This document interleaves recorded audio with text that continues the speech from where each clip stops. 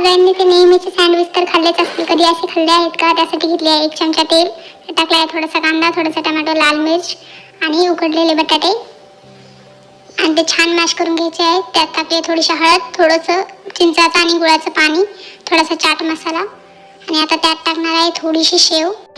या शेवमुळे या सँडविचला एकदम कुरकुरीत असा स्वाद येतो. त्यात टाकली आहे थोडीशी कोथिंबीर, थोडंसं चवीनुसार मीठ.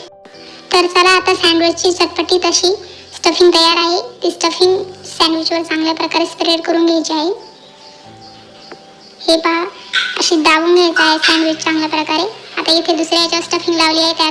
त्यावर थोडासा बारीक चिरलेला कांदा आणि बारीक चिरलेला टोमॅटो घातला आहे आणि आता हे सँडविच चांगलं दाबून द्यायचं आहे. हे पहा सँडविच तयार आहेत. आता एका तव्याला तेल लावून घ्यायचं आहे आणि त्यावर हे सँडविच ड्राय रोस्ट करायचे आहेत आणि सँडविचवरूनही थोडंसं तेल लावायचं आहे आणि सँडविच आहेत तयार. व्हिडिओ आवडला असेल तर लाईक, शेअर आणि सबस्क्राईब